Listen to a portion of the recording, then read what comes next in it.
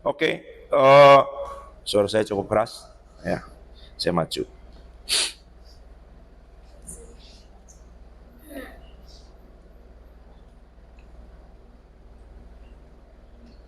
Saya mau lihat kalender sebentar.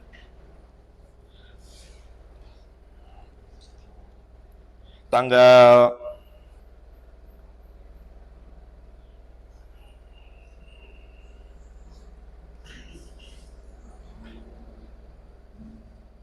tanggal 7 Desember sore kami mampir ke tempat ini. 7 Desember sore. Siapa yang ada ya waktu itu ya? Yes, nggak yang Pak Prapto nggak ada ya? Oh, kalian nggak ada ya? 7 Desember sore Pak Trio nggak ada, tapi ada Ibu waktu itu. Kami mampir dengan seorang hamba Tuhan ke tempat ini, berdoa di tempat ini. Lalu beliau bilang, saya lihat di tengah ini ada tabut Tuhan, itu ya.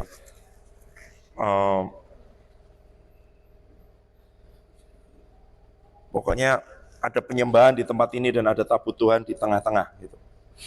Padahal saya nggak cerita kalau kita menyembah itu mengelilingi ini, gitu ya, tidak menghadap ke depan. Tapi ini di tengah Pak, dia bilang gitu. Oh iya. Terus udah beliau diam itu.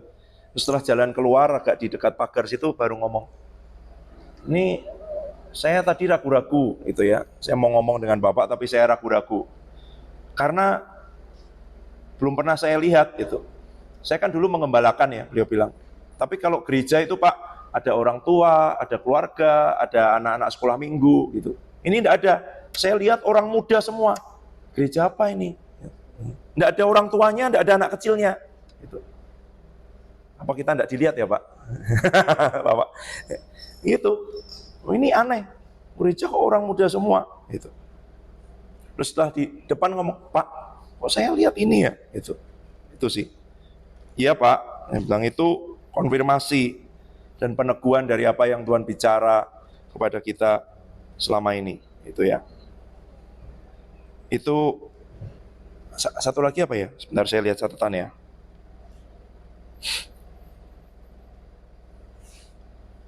Oh iya, beliau bilang gini, nanti anak-anak muda akan datang dari mana-mana dan bukan banyak, beliau bilang ada yang sudah mengalami sakit-sakit yang dokter sudah angkat tangan bilang tidak bisa disembuhkan. Mereka akan mengalami mujizat di tempat ini. Dan dari situ nanti mereka akan, ya lihat pokoknya mengalami mujizat dan kemudian melihat mujizat di depan mata mereka, gitu ya. Dan itu akan membuat, wow, nyata ya, Tuhan itu nyata ya, bukan hanya kata-kata, bukan hanya cerita ya, itu. Itu yang akan membuat mereka datang dan kemudian mengajak yang lain. Dan yang menjadi salah satu kata kuncinya adalah mujizat. Itu tidak lazim, gitu ya. Orang-orang muda, tapi kata kuncinya mujizat, gitu. Bukan nggak ada sih. Pokoknya kata kuncinya mujizat, saya nggak ngomong yang lain deh, gitu ya. Kata kuncinya mujizat, berarti itu ada sesuatu yang memang akan dialami dan terjadi. Terus hari Minggunya, tanggal berapa ya itu? Tanggal 10 Desember. Oh, gini Pak, beliau juga bilang, itu juga yang terhadap tempat ini penuh, nggak cukup, baru setelah itu Tuhan beri tempat yang baru. Gitu. Tapi ini nanti akan jadi tempat doa Pak Trio, itu ya. Itu. Tapi Tuhan belum bilang tempatnya yang baru di mana. Itu. Saya bilang enggak usah bilang dulu, nanti kami malah itu nanti aja hatinya bergeser. Tanggal 11 Desember Pak Yohanes Lili saya ajak ke sini. Sore-sore selesai pengurapan sekolah supranatural. Dari pintu itu belum sampai di pintu, belum sampai naik tangga, dia udah nyanyi-nyanyi. Gelombang mujizat, karena nggak hafal ya kan liriknya itu. Tapi wajahnya gembira sekali. Terus masuk ke sini, lihat meja ini. Wah, ini harusnya digosok nih. Saya punya alat nih Pak. Gimana? Apa mau di finishing katanya gitu. Terus gitu semua jalan-jalan lihat. Terus di sini nyender di sini, saya di sini dia ngomong begini. Yang tadi itu Pak lagunya tempat ini. Jadi tolong ya, siapapun, kalau itu nggak harus di waktu worship sih, waktu sebelum pulang, waktu persembahan, waktu atmosfer juga. Pokoknya harus nyanyi lagu itulah setiap minggu. Itu lagunya tempat ini. Apa maksudnya? Mujizat kan? Gelombang gimana? Menyerbu bumi, kuasa, ya berembuslah Roh Kudus, ya. Terus beliau berdoa,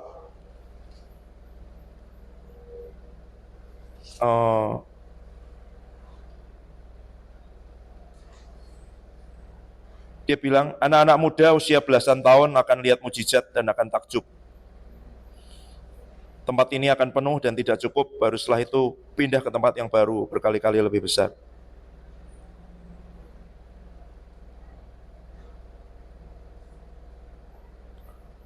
Beliau lihat malaikat sangat banyak waktu minta Kak Depi nyanyikan lagu Gelombang itu, lawatan, langsung bisikin saya, malaikatnya banyak sekali di atas itu ya. Terus Pak Samuel Ang lihat ada di tengah ini ada bokor, ukupan gitu ya, naik, itu kan penyembahan. Terus ini yang saya mau tanya lagi, yang satunya saya lupa, tapi dia lihat pintu gerbang alam maut itu bergetar hebat setiap kali ada pujian dan penyembahan dinaikkan dari tempat ini.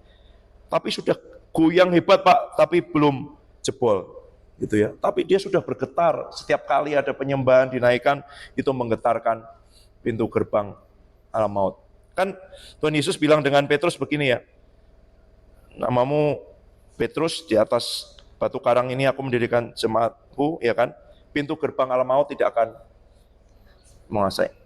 Ya, dia sudah bergetar gitu. Jadi ada penyembahan yang harus dinaikkan terus sampai itu jebol. Karena kan bagaimana mungkin orang akan mengambil jarahan kalau tidak mengikat dulu orang kuat itu. Ya, itu. Semua yang nanti terjadi, terobosan, mujizat, orang-orang muda datang dan mengalami Tuhan, tujuannya bukan ngumpulin orang supaya banyak-banyakan gitu, enggak. Ya, supaya mereka mengalami Tuhan. Dan kalau mereka harus kembali ke gerejanya sendiri membawa api itu, ya itu, yang gitu ya, itu. Tapi kalau mereka disuruh Tuhan tertanam di tempat ini, ya dimuridkan, digembalakan. Tapi kalau Tuhan suruh mereka kembali membawa api ke gerejanya, gitu ya, itu. Ya, kita disuruh memberkati tubuh Kristus juga, itu. Memang gereja-gereja biasanya tidak terlalu tertarik dengan orang-orang muda, gitu ya, itu. Karena kalau yang sudah pernah baca atau dengar itu, orang-orang muda dompetnya kosong, gitu. Tapi perutnya lebih kosong, gitu ya, gitu. Jadi, tapi ya itu harga yang dibayar. Ketika Tuhan bicara sesuatu, respon kita apa, gitu. Nah, saya mau bicara ini di awal, mengingatkan kita, ya, kenapa kita ada di tempat ini, bukan iseng cari kesibukan, main gereja-gerejaan, gitu ya. Cari kegiatan di hari Minggu supaya kelihatan Kristen, nggak ada, gitu ya. Tapi ini mandat diberi Tuhan. Saya lupa tanggalnya, saya nanti mau cari. Saya didoakan. Dan waktu diberi tahu itu, anehnya hati juga tidak bertanya. Gitu. Ini saya catatannya. Tuhan suruh mulai ibadah untuk orang muda usia di bawah 20 tahun, disuruh mengembalakan mereka. Gitu.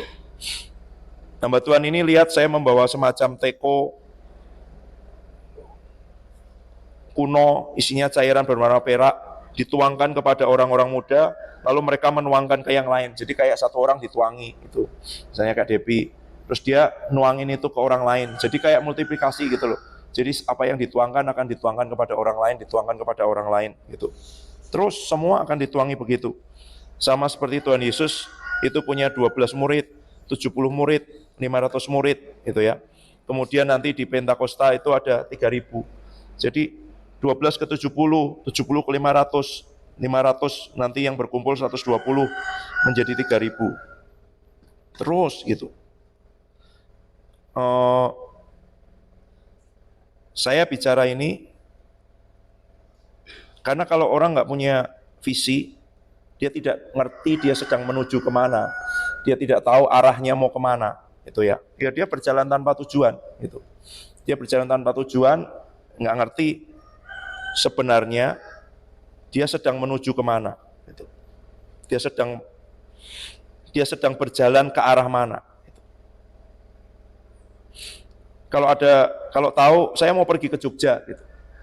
Nanti baru kita bergumul ke Jogja itu lewat mana, gitu ya. Tapi kalau dia nggak tahu, dia pergi ke terminal, dia akan tanya, ini bis kemana aja sih? Oh, seluruh Indonesia bisa sih, ya kan? Paling jauh kemana? Ke Bali, ya kan? Ke Sumatera masih bisa kan? Naik bis kan? Ya. Tapi kalau kita punya tujuan, meskipun tujuanmu Papua, gitu ya, uangmu baru cukup untuk bisa naik bis. Kamu bisa ngerti kok, cari tempat tujuan yang memungkinkan dulu dijangkau dengan bis. Mungkin itu Denpasar ya. Mungkin Denpasar ke Kupang itu bisa naik kapal. Mungkin Kupang ke Sulawesi, Sulawesi ke Papua. Tapi kamu tahu kemana kamu menuju. Uangmu hanya cukup mungkin untuk naik bis sampai ke Surabaya, gitu. Tapi kamu nggak akan membelikan hanya sebatas karena uangmu segitu, saya pergi ke Jogja aja masih saya bisa makan, gitu. Karena kamu tahu kemana kamu menuju. Tapi kalau kita nggak tahu tujuannya, meskipun kita punya uang yang cukup untuk tiket ke Papua, mungkin kita berpikir liburan di Jogja, saya bisa nginap di hotel yang bagus, makan yang enak, uangnya cukup, nanti masih sisa. Gitu. Tapi kalau kita ngerti tujuannya, meskipun uangnya nggak cukup, kemarin kesaksian yang bagus sekali waktu kami pelayanan di Ngawi, saya bersyukur Bapak Gembalanya akhirnya bersaksi ya, pulang sebelum kita pulang ya. Dia tunjukkan bangunan yang mereka punya, TK, sudah dibangun kira-kira mereka habis berapa ya? 1 miliar ya, sekira-kira bangunan itu ya. 1 miliar, karena belum selesai lantai 2-nya kan, 1 miliar. Tapi itu dimulai dengan uang 2 juta rupiah. Harusnya bangunan itu nilainya 2 miliar karena 2 lantai. Dia hitung 1 lantai 1 miliar. Tapi dia bilang ini, 2 juta dengan 2 miliar terlalu jauh. Gimana caranya bikin deket ya? Saya hitung dulu, Pak Trio mungkin lebih bisa menghitung. Tapi kalau dihitung beneran Pak mungkin nggak jadi ya Pak ya. Gitu. Dia bilang, saya hitung lantai 1 dulu, 1 miliar. 2 juta ke 1 miliar, agak deket sih dibanding ke 2 miliar tapi masih jauh. Gitu. Mana yang lebih dekat? Dia bilang gitu. Dihitung lagi, bikin fondasi 200 juta. Tapi 2 juta ke 200 juta masih jauh. Gitu. Saya coba mendekatkan, itu saya senang sekali kesaksiannya. Gimana cara mendekatkan? Saya hitung, beli batu berapa sih? Beli batu sekitar 25 juta. Nah, agak dekat. Saya beli batu dulu 2 juta. Lalu saya share jemaat. Mereka mulai menabur, kita bisa membeli batu. Setelah itu ternyata setelah kita membeli batu, kita sekarang dekatkan lagi, kita bikin fondasi, ya kan? Kita bikin fondasi. Oh ternyata ada orang menabur terus sampai memang tidak langsung. Sudah fondasi sudah berdiri, tiang-tiangnya udah berdiri, berhenti. Dia bilang, sering sekali saya datang ke sini malam-malam, saya peluk tiangnya, saya doakan, saya perkatakan Tuhan, aku memanggil berkat-berkat datang untuk menyelesaikan menggenapi ini, Tuhan. Gitu. Terus gitu. Bertahap dalam waktu 4 tahun.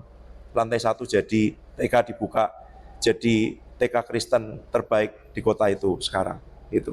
Mereka masih lantai 2-nya belum jadi nih. Tapi kita lihat 2 juta bisa ke 1 miliar loh. Nggak langsung sih. Tapi kalau dia nggak pikir gitu, oh 2 juta mungkin untuk kontrak rumah aja masih terlalu jauh kan, ya kan? Apalagi untuk membangun, tapi dia ngerti goalnya apa, dia ngerti tujuannya apa. Gitu. Kalau dia nggak ngerti tujuannya, 2 juta, ya mau untuk apa, gitu loh. Gitu. Jadi persoalannya bukan apa yang dimiliki, tapi ngerti nggak? Tuhan mau membawaku kemana, gitu. Nah saya ngomong di tempat ini, saya nggak tahu, ya kan? Yang lain nanti pelayanan weekend di mana, berdoalah dan Tuhan mau apa dengan hidupmu selama kamu masih sekolah. Ini akan menentukan persiapan-persiapan apa yang akan kamu lakukan. Itu.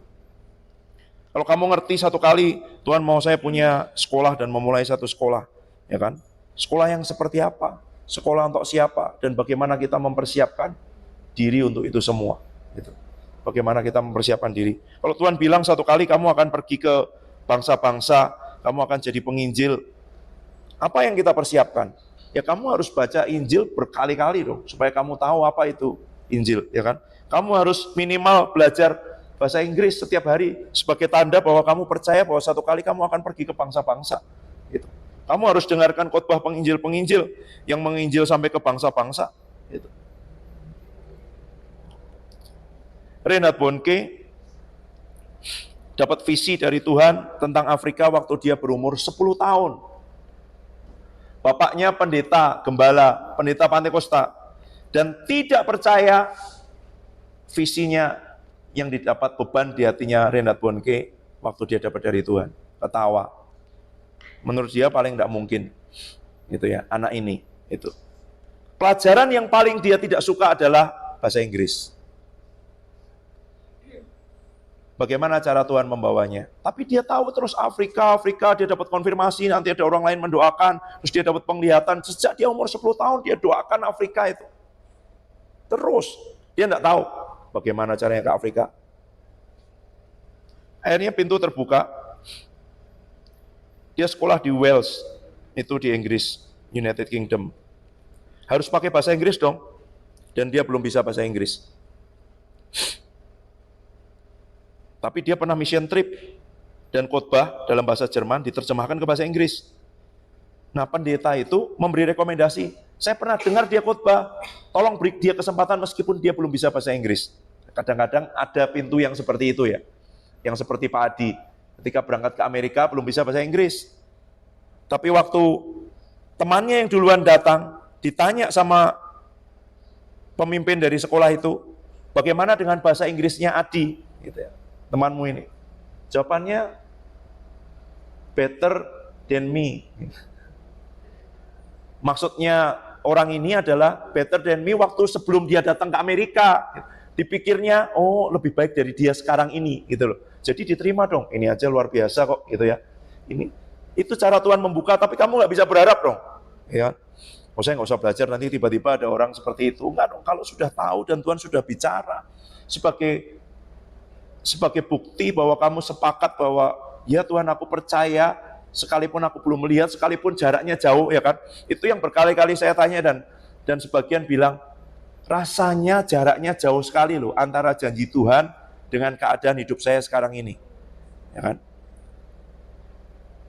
Kamu mikir nggak kalau dengar yang saya bilang tadi? Tempat ini akan penuh, tidak akan cukup, gitu ya. Baru berapa bulan ya Pak Trio ya di sini, gitu ya.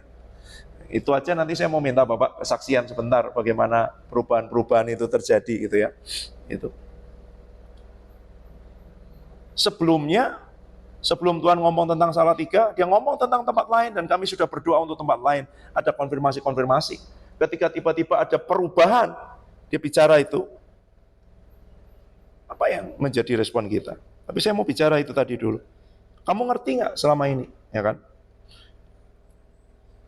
Ini tanggal 31 kan, Desember. Kita sudah menjalani 365 hari, ya kan? 365 hari yang kita jalani itu, kita jalani aja seakan-akan, oh ya besok 1 Januari, apa bedanya dengan 1 Januari tahun lalu dan 1 Januari tahun depan, 1 Januari 2 tahun sebelumnya. Ini hanya sekedar kalender yang baru, orang-orang tiup trompet, ya kan setiap tanggal 31 Desember nanti semua tiup trompet, merayakan tahun baru, besok 1 Januari tahun yang baru, semuanya. Apa kita ngerti bahwa kita semakin dekat nggak dengan penggenapan janji Tuhan dalam hidup kita? Kita sedang menuju ke sana nggak? Arahnya semakin jelas nggak? Atau kadang arahnya nggak jelas, tapi kita ngerti tujuannya memang ke situ, gitu loh. Yang dibawa Tuhan, waktu Yusuf diberi mimpi sama Tuhan, kan itu kayaknya jelas banget ya. Wow, dia cerita dengan begitu bangga, mungkin seperti saya cerita pagi hari ini. Tempat ini tidak akan cukup. Orang-orang muda datang dari mana-mana, mereka lihat mujizat gitu. Itu kan seperti saya lihat berkas-berkas gandum nyembah kepada berkas saya. Mimpi macam apa itu, Bapaknya? Saya lihat bulan, bintang, bulan, matahari, bintang semua menyembah kepada bintang saya. Gitu. Wow, spektakuler, gitu kan? Spektakuler. Tapi setelah itu masuk ke dalam sumur, ya kan? Jadi budak, dia berarti digiring sampai ke Mesir dalam keadaan yang terikat. Pasar budak itu Orang dijejer gini dalam keadaan telanjang supaya orang yang mau membeli lihat kondisi fisiknya semuanya. Ya harganya pantas sesuai dengan keadaannya, sehat, tidak ada sakitnya dan semuanya. Gitu. Lalu dia dibeli oleh orang yang bernama Potifar. Ada penyertaan Tuhan di situ. Sepertinya jalannya mungkin akan lebih terang, ya kan? Dia dapat kepercayaan, dia jadi orang nomor 2 di rumah itu. Dia mendapat kepercayaan dari Potifar sampai akhirnya fitnah datang. Dan dia harus masuk ke dalam penjara. Harapan sepertinya muncul ketika ada juru minuman dan juru roti. Tapi ternyata juru minuman itu lupa atau dibuat lupa oleh Tuhan. Sampai 2 tahun. Sampai Tuhan tahu waktunya siap. Tapi kan itu sepertinya ada harapan, tiba-tiba hilang. Sepertinya ada harapan, tiba-tiba hilang. Tapi kalau dia nggak ngerti, nggak pegang kuat janji Tuhan dalam hidupnya, bahwa satu kali berkas-berkas gandum itu, ya kan, yang lain akan menyembah dia. Itu apa sih artinya? Satu, dia akan jadi pemimpin kan, semua bintang yang lain. Tapi yang terjadi sepertinya jauh sekali dari mimpi itu. Gitu loh. Langsung dimusuhi sama saudara-saudaranya, langsung dibenci, langsung dimasukkan ke dalam sumur, langsung dijual jadi budak. Jadi budak berhasil, kemudian apa yang terjadi? Difitnah, masuk ke dalam penjara lagi, dilupakan. Sepertinya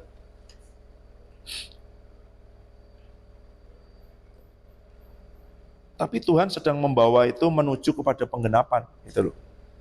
Dan yang menarik dari cerita Yusuf adalah setiap kali dikatakan begitu. Tetapi Tuhan menyertai Yusuf, tetapi Tuhan menyertai Yusuf, tetapi Tuhan menyertai Yusuf. Saya pernah baca satu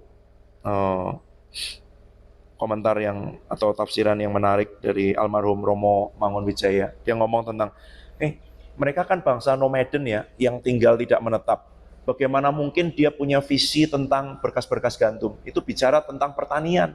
Itu bicara tentang budaya yang sama sekali berbeda. Kenapa saudara-saudaranya tidak bisa menerima dia? Ya karena dia bicara tentang kita ini bangsa nomaden yang tidak bercocok tanam, yang mencari padang-padang yang berumput hijau untuk kemudian memberi makan ternak, dan di situ. Sedangkan visinya dia adalah visi pertanian. Itu fungsi bangsa yang menetap. Bukan, kita bukan di situ. Setiap orang yang mendapat visi dari Tuhan dan kemudian bicara tentang perubahan, gitu, pasti sulit untuk diterima, gitu ya. Pasti sulit untuk diterima.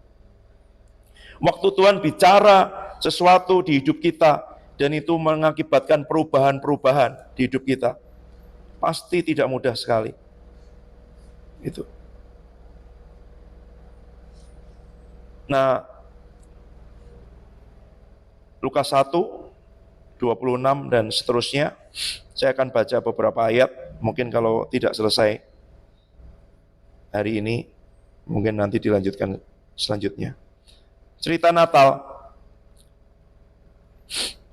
Dalam bulan yang ke-6, malaikat Gabriel disuruh Allah pergi ke kota bernama Nazaret di Galilea, kepada seorang perawan yang bertunangan dengan seorang bernama Yusuf dari keluarga Daud. Nama perawan itu Maria. Ketika datang kepada Maria, malaikat itu berkata, "Salam, hai engkau yang dikaruniai, Tuhan menyertai engkau." Maria terkejut mendengar perkataan itu, lalu bertanya di dalam hatinya, apa maksud salam itu? Kata malaikat itu kepadanya, "Jangan takut hai Maria, sebab engkau beroleh anugerah di hadapan Allah." Saya akan baca 2 versi yang lain, saya terjemahkan. The Passion Translation. Selama masa kehamilan Elizabeth, ya, 6 bulan kehamilannya, malaikat Gabriel dikirim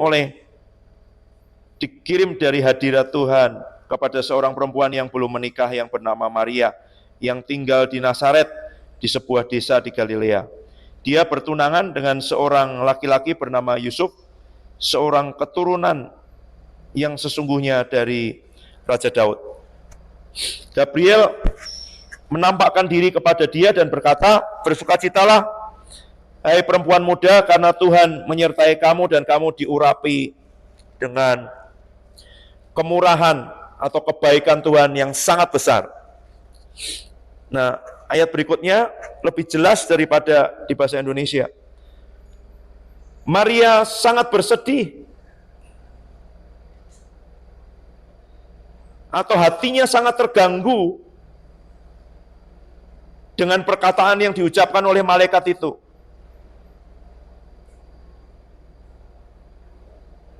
Dan dia bingung apa artinya perkataan itu kepada dia. Jadi kalau kita bilang, salam hai engkau yang diberkati, Tuhan menyertaimu. Kita senang banget ya, kalau didoakan dapat janji-janji, dapat sesuatu yang, oh Tuhan itu menyertaimu, Tuhan senang kepadamu, dia punya rencana besar di hidupmu, gitu ya. Gitu. Karena seringkali kita tidak tahu apa harga yang harus dibayar, apa yang menunggu di depan janji-janji itu sampai kepada penggenapannya. Maria muda sekali, perkiraan ahli-ahli tafsir, mungkin dia umur 15-16 tahun. Tradisi Yahudi berkata perempuan muda umur 13-14 sudah bisa menikah. Tapi beberapa ahli tafsir lebih konservatif berkata mungkin usianya 15-16 tahun, belasan tahun. Seperti yang Tuhan bilang, orang-orang muda datang, waktu itu Kak Devi di sini sama Yos, dikasih tahu ya, Pak Yos bilang, kalian umur berapa? 25, Yos 22 ya. Ya, nanti yang datang tuh umur 15, 16, 17 gitu, masih galau-galau semuanya gitu ya. Kak Devi, kalian jadi kakaknya buat mereka itu. Sekaligus jadi orang tuanya. Ini orang muda usia 15, 16 tahun, Tuhan bicara kemurahan Tuhan turun dengan sangat besar.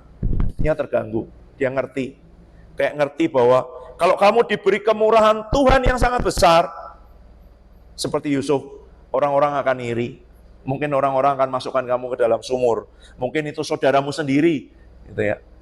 Mereka nggak akan ngerti apa itu rencana Tuhan buat hidupmu, gitu. Kata-katanya nggak ada yang salah loh. Rejoice, beloved young woman, for the Lord is with you, and you are anointed with great favor. Kamu diurapi dengan favor itu kebaikan, kemurahan, perkenanan yang sangat besar. Kok hatinya terganggu? Kalau kita dengar janji kayak gitu, kalau kita dapat teguran atau bilang kesulitan-kesulitan akan ada di depanmu, hatinya terganggu dong, ya kan? Kamu akan melewati masa-masa sulit dan padang gurun. Tuhan akan mendatangkan ujian-ujian, itu aja terganggu hati kita. Ini bilangnya enggak loh. Bersukacitalah, hai perempuan muda, karena Tuhan menyertai kamu. Tuhan bersama dengan kamu. Dan kamu diurapi dengan kemurahan, perkenanan yang sangat besar dalam hidupmu. Tapi dia bersedih, hatinya sangat terganggu atas perkataan itu. Lalu malaikat itu, ayat 30, meyakinkan dia lagi dan berkata, jangan bersandar kepada ketakutanmu, Maria. Karena Tuhan sudah menemukan kesukaan di dalammu dan memilih untuk mengejutkanmu dengan hadiah yang luar biasa. Saya baca bahasa Inggrisnya. But the angel reassured her, saying, do not yield to your fear, Mary, for the Lord has found delight in you and has chosen to surprise you with a wonderful gift. Jadi surprise-nya Tuhan itu benar-benar surprise gitu ya. Itu. Kita kadang berdoa, Tuhan, gitu ya, nyatakan dirimu, nyatakan jalan-jalanmu, nyatakan kehendakmu, nyatakan isi hatimu kepadaku. Tapi waktu dia bicara isi hatinya, rencananya, kehendaknya, ternyata Tuhan pilih-pilih. Karena waktu kita nggak siap dan dia bicara, konsekuensinya harganya lebih mahal. Waktu dia bicara, bagian kita nanti merespon seperti Maria, aku ini hamba Tuhan, jadi padaku menurut perkataanmu. Tapi kalau kita bicara terus, Tuhan, bicara kepadaku, apa rencanamu, apa maksudmu. Waktu dia sudah bicara, langsung lewat malaikat yang seperti ini. Dan kita masih nawar, itu beda lagi. Tapi beda kalau dia mengarahkan kita lewat keadaan-keadaan, nggak secara langsung, gitu ya. masih lebih ada toleransi terhadap ketidaktaatan. Pilihan ada di tangan kita. Tapi kalau kita ngomong Tuhan, bicara, aku mau, gitu ya. Yang dari Tuhan akan mengejutkan, yang dari Tuhan itu ada harganya, yang dari Tuhan tidak bisa dimengerti mungkin oleh banyak orang yang lain, gitu. Itu yang terjadi juga dengan kehidupan Daud setelah dia diurapi oleh Samuel, ya kan? Dapat pengurapan dong. Nggak lama kemudian datanglah, ya dia harus berhadapan dengan Goliat. Menurut saya Goliat tidak seberapa, gitu ya, karena sekali dilempar dengan batu mati. Gitu. Tapi dia harus berhadapan dengan Saul, mertuanya sendiri. Catatan yang saya bilang waktu itu di Alkitab The Passion Translation, Mazmur berapa ya? Saya lupa catatan saya, 52 mungkin. Waktu Daud di tempatnya Imam Abiatar, kemudian dia mengambil roti itu, kan ada Doeg ya, orang Edom itu, kemudian melaporkan kepada Saul. Catatan kakinya bilang begini, pada waktu itu Saul sudah 16 kali mencoba membunuh Daud. Kalau kita baca Alkitab nggak ada 16 kali loh. Saya pikir tadinya juga dilempari tombak berapa kali. Saya nggak tahu, mungkin dia dapat sumber dari tradisi Yahudi atau bahasa Aram, dia tidak sebutkan sumbernya, gitu ya. Tapi dia banyak pakai terjemahan bahasa Aram. Kalau itu 16 kali, loh, Goliat memang raksasa, tapi sekali diumban dengan batu, mati. Tapi Saul setelah 16 kali, baru Daud lari loh. 16 kali coba dibunuh oleh mertuanya, baru dia lari. Lari masih dikejar-kejar, ya kan? Gunung Batu Keluputan itu dari mana? Gua Adulam, semua itu waktu dia lari masih dikejar-kejar terus. Punya 2 kesempatan untuk membunuh Saul, tapi dia tidak lakukan. Itu terjadi setelah dia diurapi. Itu terjadi setelah dia, Tuhan bilang kamu akan jadi raja. Dia sekarang ngerti tujuannya kan. Dan itu yang membuat dia nanti ada di Gua Adulam, dikejar-kejar, ada di bukit, ada di bersama dengan musuh, ya kan? Nanti ada di Siklak dan mengalami banyak hal itu sampai penggenapan janji Tuhan dalam hidupnya jadi raja. 13 tahun ya, kira-kira. 13 tahun. Dalam kehidupan Yusuf kira-kira juga 13 tahun. Coba nanti dihitung kalau salah. Tapi kira-kira kehidupan Yusuf juga, Tuhan bicara ke Yusuf kira-kira dia umur 16-17 tahun. Sama kan, orang-orang muda belasan Daud. Tuhan bicara ke Daud, mengurapi dia menjadi raja, dia kemerah-merahan, usianya juga belasan tahun. Orang-orang muda usia belasan tahun terima janji dari Tuhan. Penggenapannya bukan besok, bukan minggu depan, bukan tahun depan. Seringkali sampai belasan tahun. Dan ini yang mau saya sampaikan. Melahirkan itu hanya terjadi seketika, langsung keluar. Semua orang berkata, rasa sakitnya ketika mengandung dan melahirkan terbayarkan atau tidak berarti ketika melihat apa yang dikandung itu lahir, gitu ya. Tapi selama ini Natal kita hanya dengar cerita, oh Yesus lahir, Yesus lahir. Sebelum Yesus lahir ada yang mengandung. Dan mengandungnya tetap sama, bukan hari ini diurapi besok lahir, gitu. Tetap 9 bulan 10 hari. Waktu malaikat datang, wow, luar biasa. Saya ingat Eddie Baker ngomong itu, nggak tahu, Sumi lagi baca bukunya, lihat kemarin. Udah sampai di situ belum? Waktu malaikat datang itu waktu kita di hadirat Tuhan, gitu ya. Kalau kalian pernah ikut pengurapan atau apapun hadirat Tuhan kuat, tiba-tiba ada hamba Tuhan datang menumpangkan tangan dan kita langsung amin, amin, amin. Saya beberapa kali ketika mendoakan disuruh bertanya, Tuhan tanya, kamu kepengen apa? Wah, dengan berlinang air mata, saya pengen menyenangkan hatinya Tuhan, gitu. Menyenangkan hatinya Tuhan, gitu. Itu Eddie Baker ngomong, kita itu sedang dibujuk oleh Tuhan di dalam hadirat Tuhan yang kuat, gitu ya. Dia menyatakan diri, dia ngomong dengan kita ngomong ya Tuhan gitu. Setelah malaikat pergi, dia sendirian sekarang dia hamil. Tunangannya belum tahu, ya kan?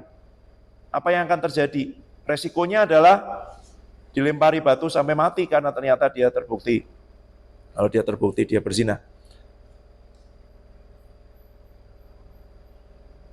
Yang terjadi antara malaikat datang sampai Yesus lahir, nanti kan dapat konfirmasi lagi tuh, ya kan? Orang-orang Majus datang, gembala-gembala datang, itu 9 bulan kemudian. Gitu. Mungkin 3 bulan pertama dapat konfirmasi, dia kan tinggal di rumah Elisabet kan, selama 3 bulan setelah itu. Maria pergi ke rumah Elisabet, 3 bulan. Langsung dong waktu ke rumah Elisabet, coba baca. Ayat 39 dan seterusnya. Ayat 41. Saya baca ya. Beberapa hari kemudian berangkatlah Maria bergegas menuju kota di pegunungan Yehuda, masuk ke rumah Sakaria memberi salam pada Elisabet. Elisabet mendengar salam, melonjaklah anak di dalam rahimnya dan Elisabet pun penuh dengan Roh Kudus. Oh, saya baca The Passion Translation, bagus.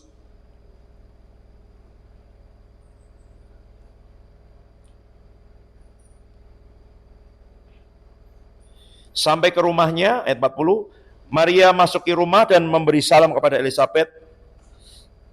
Seketika itu juga, itu ya, ketika Elisabet bibinya mendengar suara Maria, bayi di dalam kandungan Elisabet melompat dan menendang. Dan seketika Elisabet dipenuhi ya, dengan aliran yang melimpah dari Roh Kudus. Dan dengan suara yang keras, dia bernubuat dengan kuasa. Terjemahannya bagus sekali. Maria, engkau perempuan yang diberi kemurahan Allah yang paling tinggi dan hak istimewa di atas semua perempuan yang lain. Karena anakmu ditentukan untuk membawa kesukaan bagi Tuhan. Bagaimana mungkin aku layak untuk menerima kehormatan sebesar ini, menerima ibu Tuhanku datang dan mengunjungiku. Karena pada waktu engkau masuk melewati pintu itu dan menyapaku, bayi di dalam kandunganku menari di dalamku dengan sukacita. Kemurahan yang sangat besar tinggal di atasmu, karena kamu sudah percaya kepada setiap perkataan yang diucapkan Tuhan kepadamu. Keren ya, terjemahannya passionate betul, penuh gairah. Bukan cuma oh ya melonjak, gitu. Bayinya menari dengan sukacita di dalamku. Kemurahan sangat besar ada di atasmu karena kamu sudah percaya kepada setiap perkataan yang diucapkan Tuhan kepadamu.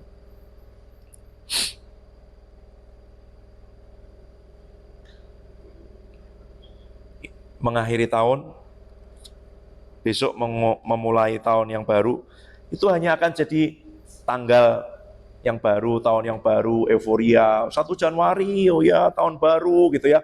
Orang buat komitmen, kemudian 3 hari kemudian lupa gitu. Paling lama 3 minggu ya kan gitu. Karena seringkali kamu melihat terlalu pendek.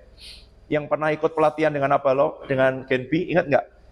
Kalian disuruh gimana? Disuruh gini ya. Yang lihatnya pertama gimana? Deket ini ya. Yang terus didorong itu loh, ingat nggak pelatihannya? Aku ingat karena lihat di gedung biru waktu itu. Jadi coba dia bilang gini, coba kamu lihat ke sini ya tujuanmu, di sini kamu lihat situ. Waktu didorong dia gampang sekali jatuh. Tapi waktu dia lihatnya ke sana, ternyata dia didorong dia lebih kokoh, lebih tangguh gitu.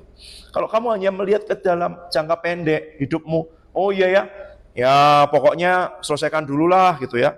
Targetnya apa sih itu? Ya pokoknya kamu nggak bisa melihat kemana Tuhan mau membawamu, apa rencana Tuhan dalam hidupmu. Sehingga ketika kesulitan-kesulitan datang, pergumulan-pergumulan datang, ketika seakan-akan, loh, mana semua berkas menyembah, mana semua bintang menyembah, kok malah masuk ke dalam sumur? Kok dijual jadi budak? Kok difitnah? Mana janji menjadi raja? Gitu. Oh ya, ini mungkin sudah agak dekat. Mengalahkan Goliat jadi menantu raja. Tapi dilempari tombak sama mertuanya, pergi lari ke dalam gua, diikuti oleh orang-orang yang apa?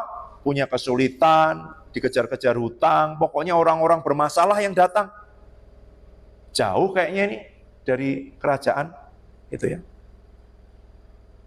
Tapi kalau kamu melihat jauh, apa yang melihat jauh itu bukan melihat impianmu sendiri loh, bukan bayanganmu sendiri, bukan keinginanmu sendiri, bukan. Tapi seperti apa yang dikatakan Maria dan seperti katakan Elizabeth, ayat 38 saya baca. Kata Maria, aku ini hamba Tuhan, jadilah padaku menurut perkataanmu itu. Lalu malaikat itu meninggalkan dia. Saya baca terjemahan The Passion-nya, ayat 38. Lalu Maria merespon dan berkata, ya, aku akan menjadi ibu dari Tuanku. Dan sebagai hambanya, aku menerima apapun yang dia punya untukku. Biar semua yang kamu katakan kepadaku terjadi dan digenapi. Lalu malaikat itu meninggalkan dia.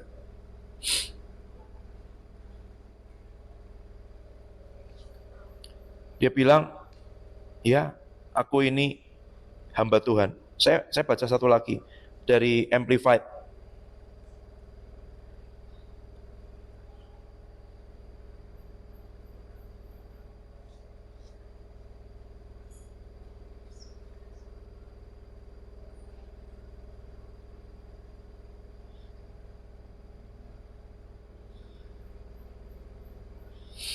Ya, sama kira-kira. Sebentar, saya punya catatan kemarin.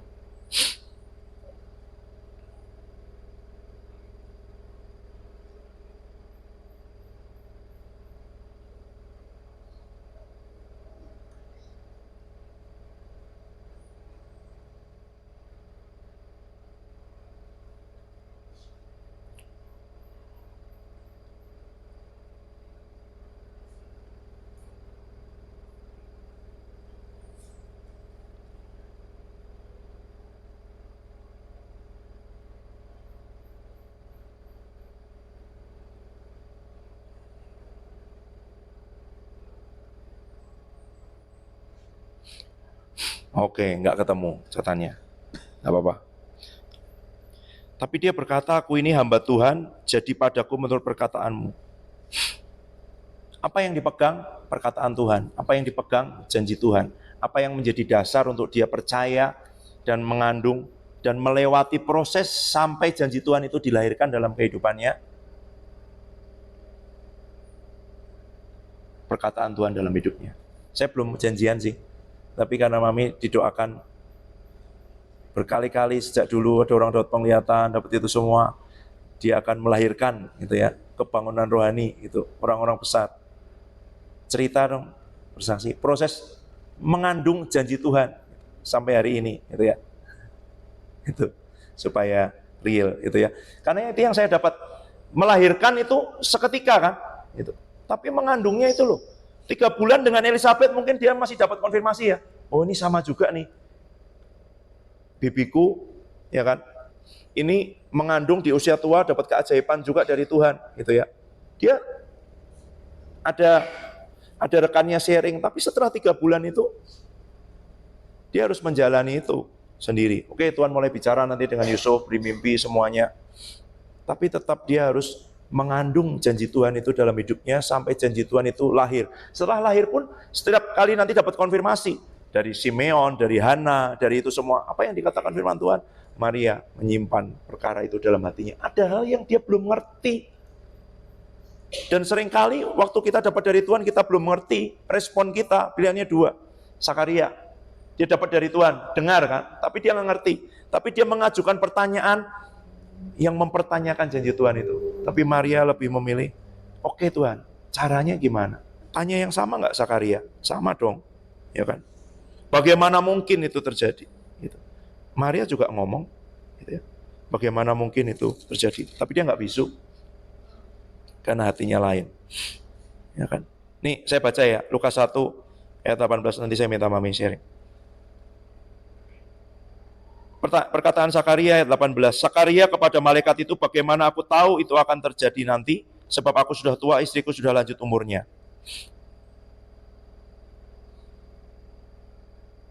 Ayat 34, kata Maria kepada malaikat itu, bagaimana mungkin hal itu terjadi karena aku belum pernah berhubungan dengan laki-laki.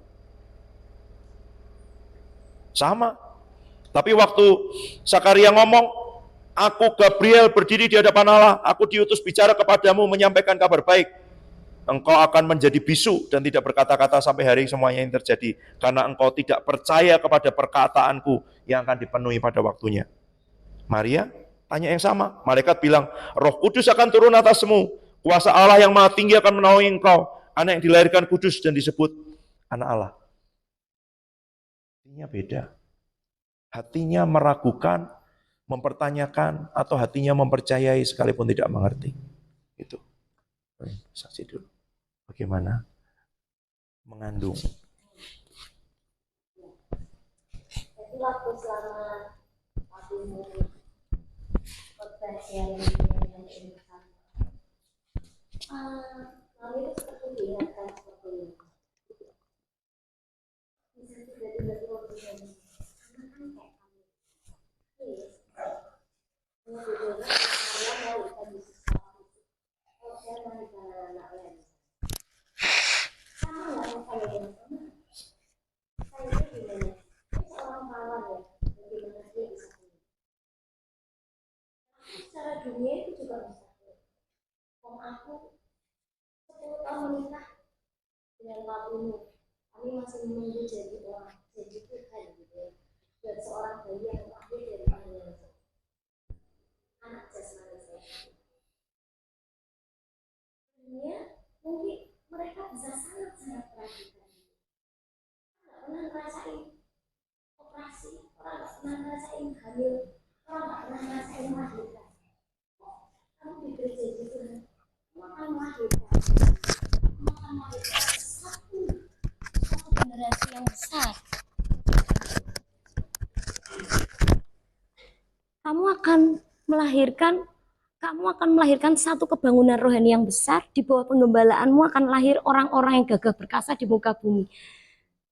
Anak-anakmu satu kali, aku masih ingat itu pertama kali SPS pertama, Pak Yo mendoakan Mami. Akan tiba waktunya nanti pertama kali, wah Tuhan tahu tetesan air matamu begini. Satu kali nanti kamu akan melihat hari kemenangan yang besar. Kamu akan melihat bagaimana anak-anakmu akan melayani dengan keagungan Tuhan. Anak-anakmu akan punya hati Tuhan. Kamu akan ngajari anak-anakmu bagaimana punya hati mengasihi Tuhan, hati mencintai Tuhan. Lalu beberapa bulan kemudian, sangat SPS 1 itu tahun lalu ya, Mei, Maret. Baru tahun ini Pastor Cahya Adi mendoakan saya dan beliau mengatakan yang sama. Setelah awalnya didoain roh pendoa syafaat besar, lalu setelah itu dia katakan, kau akan melahirkan satu kebangunan rohani yang besar. Di bawah penggembalaanmu akan lahir anak-anak muda, orang-orang hebat di atas muka bumi ini. Waktu saya mikir, awalnya betul seperti Kak Papi, Mami seneng gitu ya. Tapi setelah Mami menjalani prosesnya, Mami tahu itu bukan satu hal yang mudah. Makanya waktu The Passion Translation ternyata terjemahannya gitu ya. Maria sedih begitu dengar sesuatu kemurahan dan janji Tuhan yang hebat. Kalau aku sih awalnya seneng ya, karena aku ngeliat sulit-sulitnya gitu. Saya masih ingat awal pertama saya datang STT Sangkakala. Saya udah mau keluar dari STT Sangkakala beberapa bulan kemudian. Karena nggak tahan gitu ya. Hebat sekali anak-anak yang Tuhan percayakan kepada saya. Tapi cinta mereka dahsyat. Saya pergi beberapa lama nggak pulang-pulang, itu anak-anak cowok saya sudah telepon video call. Ibu-ibu nggak pulang-pulang gitu ya. Itu kakak-kakak tingkat akhir. Kok nggak pulang-pulang ibu, kok nggak pulang-pulang, kayak anak TK mereka. Padahal mereka udah gede-gede. Iya, pesawat ibu di-delay, doain ya nak ya, supaya ibu cepat pulang. Cinta mereka besar, tapi ketidaksiapan mereka juga besar ketika mereka tidak siap untuk dididik dan dibesarkan. Saya masih ingat sebelum saya ketemu Pak Yohanes Lilik dan ketemu Pastor Cahya Adi, Ibu Iin, kami datang ke Bekasi. Ngobrol lama dengan Ibu Iin Cipto, dan Ibu Iin berdoa, kaget. Ibu, saya lihat perut ibu besar sekali. Waktunya melahirkan, kalau enggak ibu dan anak yang kau kandung akan mati. Saya bingung Tuhan, piye? Saya pulang ke Salatiga tuh saya bingung Tuhan, aku tuh nggak pernah melahirkan, aku nggak tahu rasanya sakit bersalin, aku nggak tahu gimana tanda-tandanya, gimana Tuhan aku nggak ngerti. Tapi saya bersyukur karena saya punya Roh Kudus. Roh Kudus itu menolong saya, Roh Kudus itu mengajari saya bagaimana melahirkan supaya anak itu selamat. Dan saya juga selamat. Karena dua taruhannya. Kalau kamu lahir karena ada seorang ibu dan seorang bapak, ya, bapak, apapun bapakmu, percayalah, Tuhan tidak pernah kasih sesuatu hal yang random dalam hidup. Seperti apapun ibumu membesarkanmu, ada nyawa yang dipertaruhkannya ketika dia melahirkanmu ke muka bumi. Masalahnya, ketika awal saya datang, aku percaya. Lalu waktu itu saya ketemu Ibu Iin dan Ibu Iin ngomong seperti itu, saya belum ngerti. Sampai sekarang tahun depan bulan Maret 5 tahun saya di STT Sangkakala. Dan kalau saya tengok ke belakang, saya lihat kok sekarang bisa berubah seperti ini ya. Dulu waktu awal-awal saya datang, saya cuma nangis. Tuhan, aku kok rasanya nggak mungkin melihat janji-janjimu terjadi ya. Buat saya pasti nggak akan berubah tempat ini. Mustahil, saya nggak akan bisa mengubah apapun. Saya berusaha tapi selalu gagal. Sampai saya tahu, semua yang bisa mengubah hidup anak-anak saya dan hidup saya adalah Roh Kudus. Dan mulai hari itu, saya memutuskan apapun yang terjadi dengan hidup saya mau nanya sama Roh Kudus. Termasuk hal yang sepele, saya nanya sama Roh Kudus. Sepele, sangat sepele. Tahu hal yang luar biasa apa yang terjadi. Ya, kemarin berusaha cerita sama Kak Sumi ngobrol-ngobrol tentang janji Tuhan untuk menjadi seorang ibu. Saya tanya sama dia, kamu tahu apa callingmu, apa janjimu? Kalau kamu tanya, Mami, apa calling Mami, apa janji Tuhan? Ya, panggilanku adalah menjadi seorang ibu dan panggilanku untuk mengandung dan melahirkan. Dan janji Tuhan, Dia akan memberikan anak-anakku, anak-anakku akan menjadi anak-anak yang besar di muka bumi. Aku akan menunggu hari kemenanganku. Anak-anakku akan membawa banyak lawatan kemanapun mereka pergi. Kalau dilihat kenyataan gimana? Wah, dahsyat dan ajaib. Tapi aku bersyukur. Sekarang aku melihat buah-buah itu sudah ada yang bisa aku lihat. Capek enggak terus mengandung dan melahirkan? Capek. Tapi satu kali Roh Kudus bicara di dalam hati Mami, Dia bilang seperti ini. Hati-hati ya. Jangan kamu gugurkan sendiri. Wah, saya kaget. Tuhan, aku ini cinta anak. Aku nggak pernah mau menggugurkan anak. Iya, tapi kelakuanmu seperti seorang ibu yang mau menggugurkan anaknya. Wah, aku bertobat. Kenapa? Karena waktu itu saya benar-benar sudah sangat capek. Lelah, saya mikir, kenapa saya hidup harus ngurusin banyak orang? Kenapa aku hidup tidak untuk diriku dan sudahlah, orang-orang tertentu aja lah. Wong itu normal kok, seperti itu normal. Tapi kenapa Tuhan panggil aku gitu ya? Tadi papimu baca di terjemahan yang lain bahwa Maria dipilih. Saya kemarin dengerin SPS 1 Pak Yo sama Kak Sumi, dia bilang Tuhan memilihmu. Kok sama sekali ya Tuhan? Kok sama persis seperti apa yang kau katakan kepada Maria? Tapi it's easy, no, it's not easy. Itu sulit. Setiap hari kau harus membuka hidupmu untuk bersentuhan dengan banyak orang. Dan ketika kau siap untuk membuka hidupmu bersentuhan dengan banyak orang, berarti kau harus siap untuk dikecewakan. Kau harus siap untuk disakiti. Kau harus siap untuk dilukai. Kau harus siap untuk terus mengampuni. Kau harus siap untuk terus mengasihi. Kalau ada lagu, kasih ibu kepada beta tak terhingga sepanjang masa, hanya memberi tak harap kembali, bagi sang surya menyinari dunia. Buat saya bohong, karena hari ini banyak ibu-ibu muda yang mau menggugurkan anaknya. Buat saya itu mustahil, karena saya sendiri sebagai seorang ibu yang melahirkan anak-anak saya, anak rohani, berkali-kali saya ini bilang, Tuhan stop Tuhan, stop Tuhan. Sampai Tuhan bilang, jangan kau gugurkan anak-anakmu. Kenapa? Karena enggak mudah. Itu enggak mudah. Kau harus mengorbankan apa yang jadi kesenanganmu. Kau harus tidak mempedulikan dirimu. Dan kau harus mencoba untuk mencari kesenangan orang lain. Mencari apa yang Tuhan mau untuk diri mereka. Kau harus disalahpahami ketika kau mendidik mereka dengan kasih. Ketika kau tidak menspoil mereka, ketika kau nggak memanjakan mereka, bahkan ketika kau mengasihi mereka, kau memeluk mereka, kau menyayangi mereka, orang-orang bisa salah tangkap dikira kau memanjakan mereka. Banyak hal yang terjadi selama saya ada di STT Sangkala dan bagaimana cara Tuhan mengajari saya. Tapi saya berusaha untuk menutup telinga saya. Tahu hari-hari ini apa yang Roh Kudus ajarkan kepada saya setiap bangun pagi.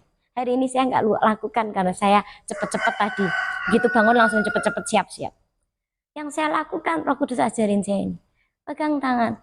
Tanganmu kasih ke kepala, berkatakan, dalam nama Tuhan Yesus, aku minta hari ini pikiran Kristus ada dalam pikiranku. Semua pikiran yang bukan dari Tuhan, pikiran porno, pikiran kotor, pikiran jahat, pikiran apapun yang iblis selipkan dalam pikiranku, aku perkatakan dalam nama Yesus, pergi.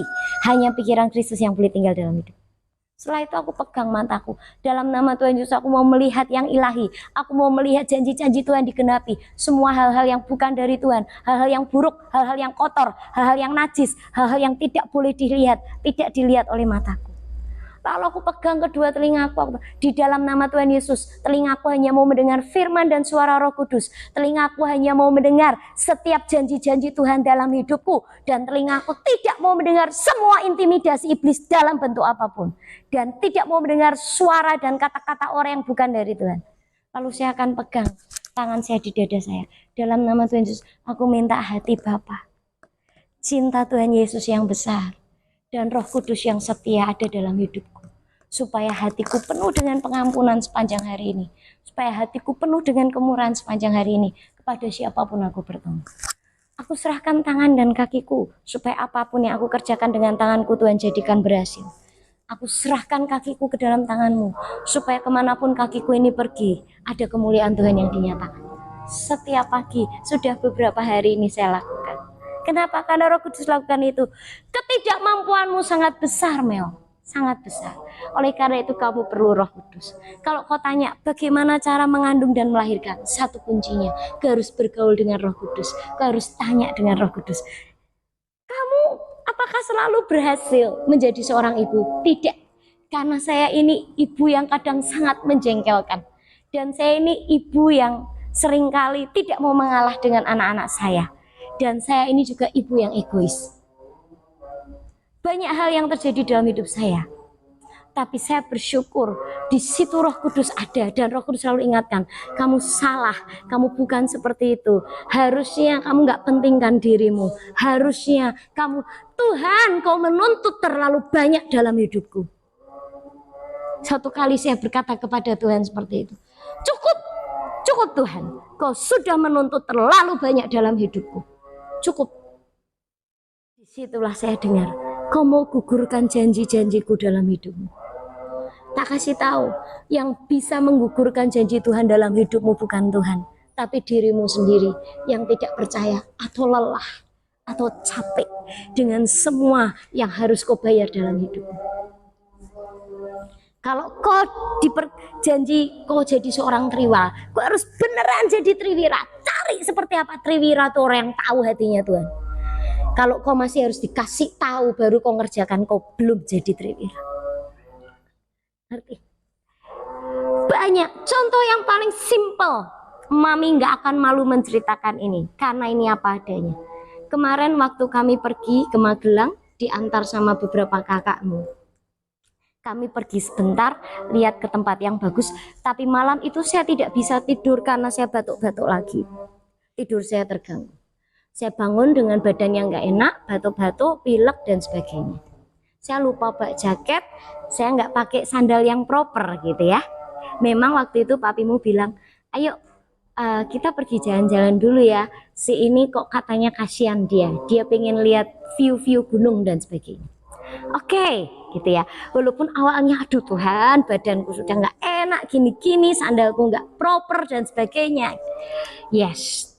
Yang menarik adalah sampai sana ternyata badan saya semakin nggak enak karena Itu tempatnya tinggi dan anginnya kencang.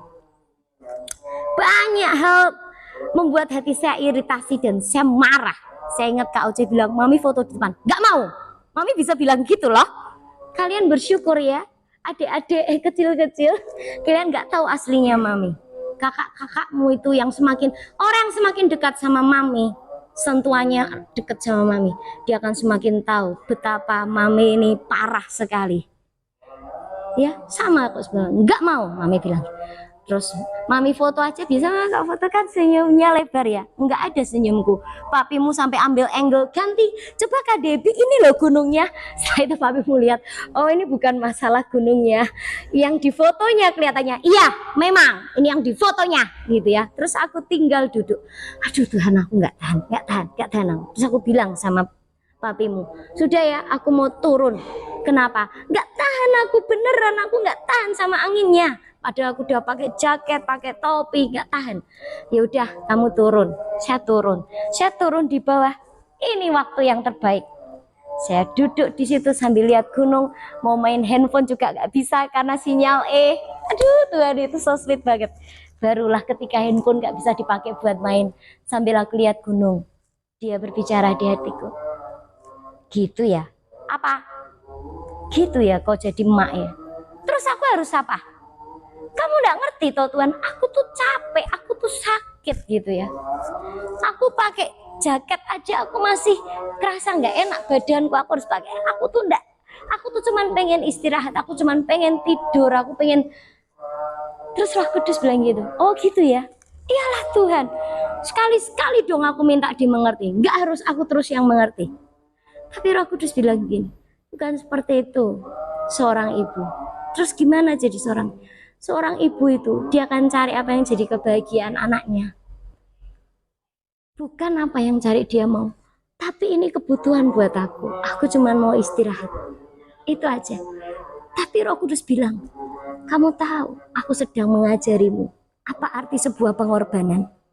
Pengorbanan itu berarti ada sesuatu yang kau tahu itu harus dirobek dari dagingmu. Itu harus diambil dari dirimu. Dan kau cari apa yang kau tahu itu akan menyenangkan orang lain. Roh Kudus bilang gitu, aku diem. Bukankah itu yang aku lakukan di atas kayu salib untukmu, Mel? Aku dilayani oleh ribuan malaikat. Aku nggak perlu kamu nyembah aku, malaikat suaranya jauh lebih bagus darimu. Dan mereka nyembah 24 jam nggak pakai capek.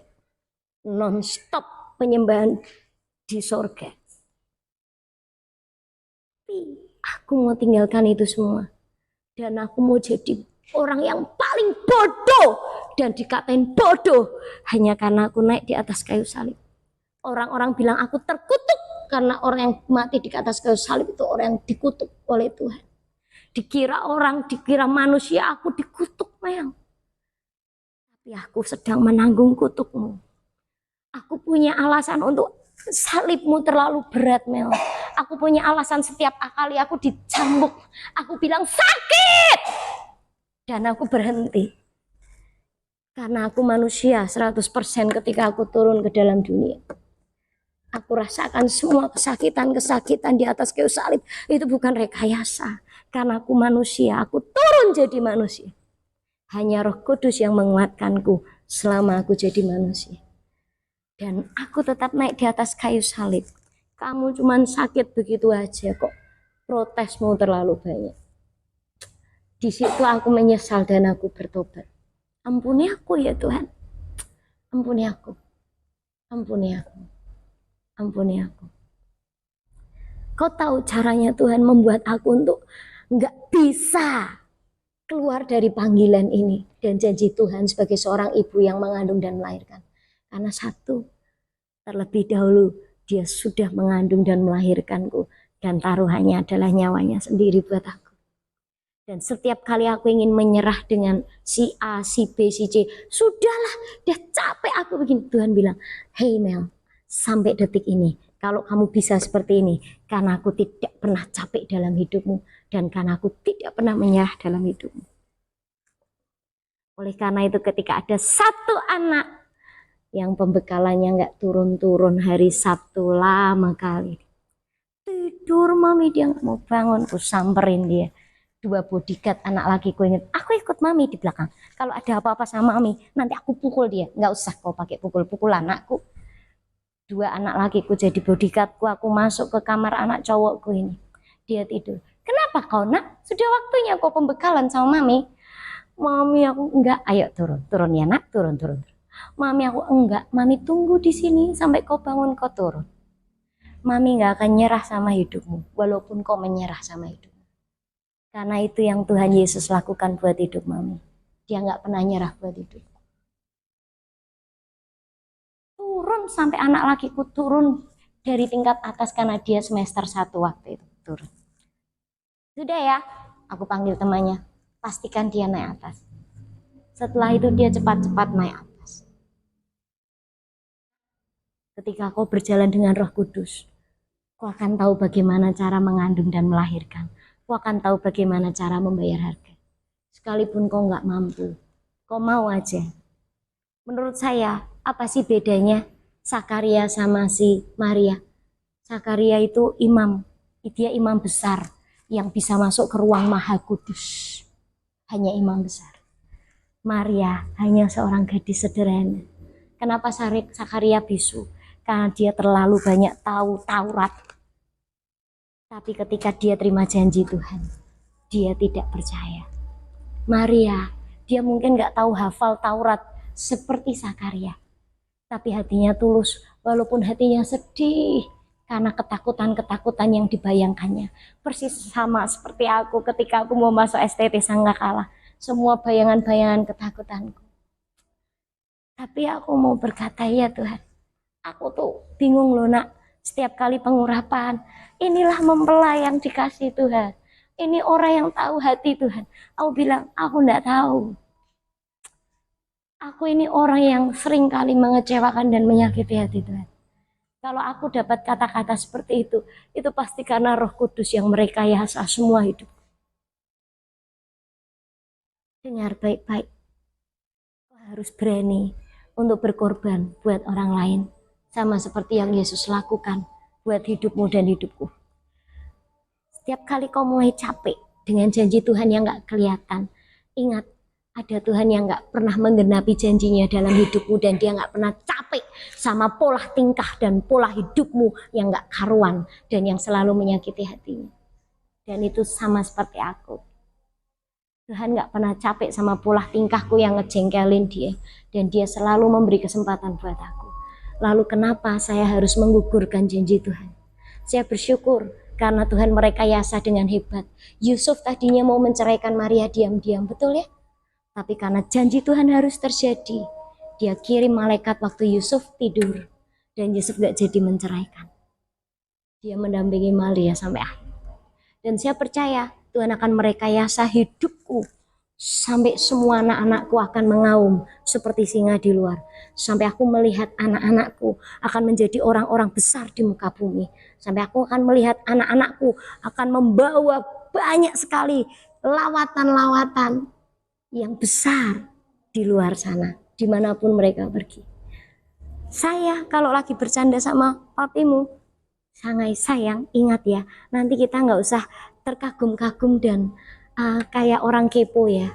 Kenapa? Kalau tiba-tiba nanti kita dengar, ada pastor ya, ada pastor Norbert loh, luar biasa dia dipakai Tuhan mujizat kesembuhan. Kamu tahu enggak, ada evangelis Rudy loh, pelayanan mujizat pelepasan luar biasa di Kalimantan misalnya gitu. Wah, diliput di YouTube, khotbahnya disiarkan kemana-mana, yang like sudah 10.000 dan sebagainya, terkenal. Lalu saya akan menggandeng tangan suami saya dan saya akan bilang, kita bersyukur ya, kita tahu semuanya dan bagaimana prosesnya dia menjadi besar. Tetap orang tuamu hanya mami dan papi, orang tua rohanimu hanya satu. Orang bisa mengagumimu, orang bisa bangga kepadamu, tapi aku sudah mengambil bagian terbaik dalam hidupmu. Saat orang tidak mau terima kamu, saat orang menjelekkan hidupmu, saat orang membiarkan kamu, ada orang tuamu di sini yang menerimamu apa adanya. Sama seperti Tuhan Yesus. Kalau saya bisa seperti ini, karena saya tahu ada orang-orang yang dari awal tahu betapa ngejengkelinya saya. Waktu saya masih imut-imut kayak kalian kayak gini. Dan saya bersyukur ada Tuhan yang tidak pernah menyerah dalam hidup saya. Kamu tahu prosesnya mengandung dan melahirkan rasa sakit bersalin itu. Ketika kau meneteskan air mata, ketika kau tidak bisa lagi menangis, tapi kau hanya bisa berteriak dan mengerang. Ketika meneteskan air mata pun kau nggak bisa. Ketika kau tidak punya kekuatan untuk mengampuni. Ketika kau ingin menyerah dan menggugurkan semua janji Tuhan. Bahkan ketika kau berteriak bilang stop. Capek aku Tuhan. Itulah bagian-bagian proses dari mengandung dan melahirkan. Tapi satu saja. Bergaulah dengan Roh Kudus. Bicaralah dengan dia. Termasuk ketika kau ada di titik-titik nadirmu seperti itu. Karena dengan cara itulah kau tidak akan menggugurkan janji Tuhan. Tapi kau akan tahu. Dia akan kasih tahu. Terus dia akan menguatmu. Dia akan berjalan bersamamu. Sampai kau melihat satu kali janji Tuhan itu akan tergenapi. Ya, itu. Ya. Thank you.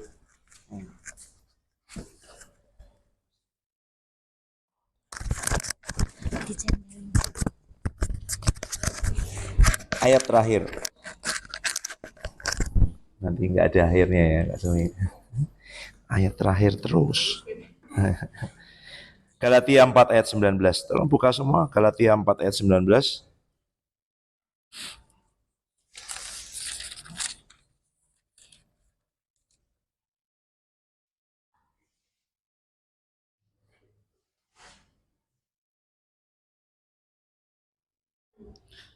Saya baca terjemahan baru.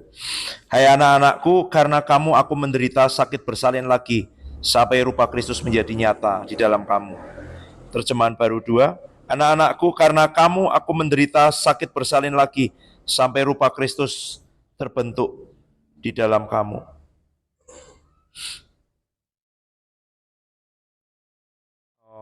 Saya baca terjemahan Amplified. Kenapa baca berbagai terjemahan? Supaya membuat kita lebih jelas. Anak-anakku, yang untuknya aku kembali menderita sakit bersalin sampai Kristus terbentuk atau dibentuk secara sempurna dan permanen di dalam kamu. Sampai hari ini sebenarnya secara rohani kalau kita bisa ada, kalau kamu ada sampai hari ini karena ada orang-orang yang sebenarnya sedang terus mengandung dan menderita sakit bersalin untuk hidupmu. Ya. Sampai hari ini masih ada orang yang mengumuli supaya kehendak Tuhan itu jadi dan digenapi dalam kehidupan saya. Itu. Salah satunya kalau mau tahu, kalian sebagian sudah tahu, Oma Evi sambil tertawa-tertawa itu ya. Oma-oma umur 81, hampir 82 tahun. Dahsyatlah doanya. Berkata begini, aku berdoa ya, itu bukan hanya diikat kakimu tapi dipaku untuk ada di tempat yang Tuhan mau. Nggak bisa pergi dong. Dan kamu ingat ya Roni ya siapa yang berdoa? Ya kan? Ingat nggak kalau waktu Golden Time kemarin, Oma kesaksian apa? Ada yang dia berdoa terus orangnya nggak bisa tidur itu loh. Ya, itu. Setelah itu dia bilang gitu, kamu ingat ya Roni, siapa yang berdoa buat kamu? Orang yang didengar oleh Tuhan gitu ya. Gitu.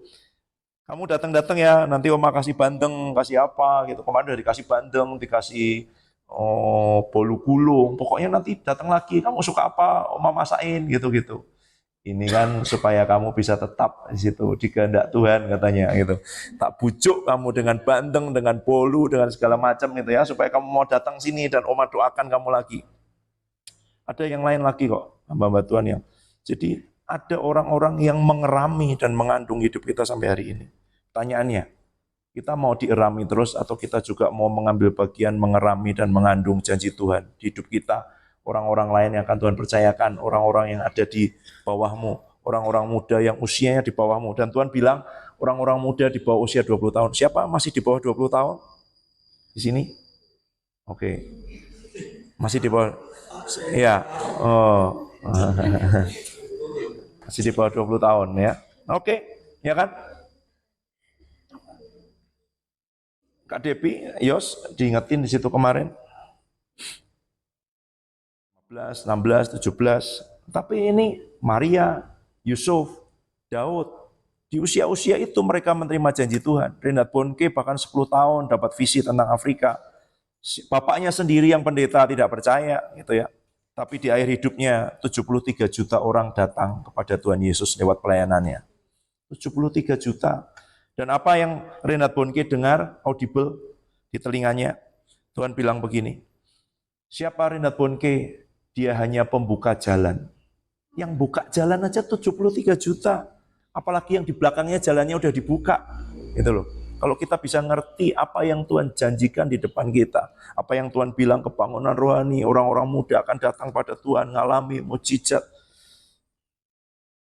Pertanyaannya satu, waktu kita terima janji Tuhan itu sukacita, yes gitu. Tapi kalau kita ngerti seperti Maria, Tuhan itu, ini sepertinya terlalu jauh, ini sepertinya 2 juta dengan 2 miliar. Mungkin kita bilang, Tuhan ini baru 20.000, lebih jauh lagi. Gitu ya. 20.000 sama 2 juta aja masih jauh Tuhan, apalagi sama 2 miliar gitu ya.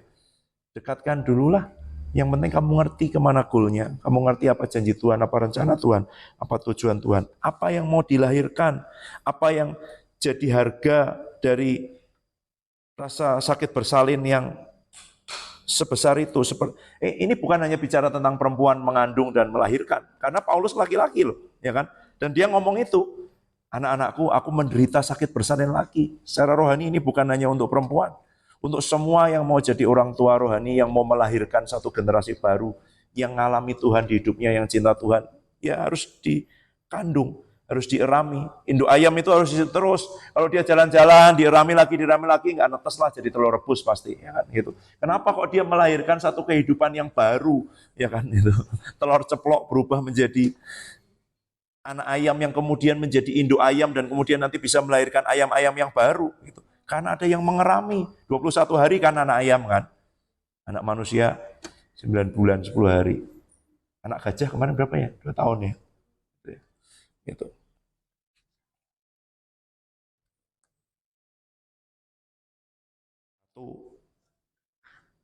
Apa janji Tuhan, ngerti kemana Tuhan mau membawamu, apa yang ada di depan yang jauh itu loh, rencana Tuhan yang besar yang dijanjikan. Dan sekarang kami kandung, mulai minta adik-adik, anak-anak rohani untuk kamu layani, SMP, SMA, gitu ya, pergi ke sekolah-sekolah seperti yang sudah dilakukan beberapa selama ini, pergi rami mereka dalam doa secara praktis, sebut namanya, perkatakan namanya, mintakan janji Tuhan dan lalu perkatakan janji Tuhan di hidup mereka terus itu sampai itu dilahirkan, sampai rupa Kristus jadi nyata. Ada bagian kita untuk melahirkan, untuk mengandung, untuk menggenapi janji-janji Tuhan itu jadi yang dijanjikan Tuhan. Ya kan Depi nyanyi.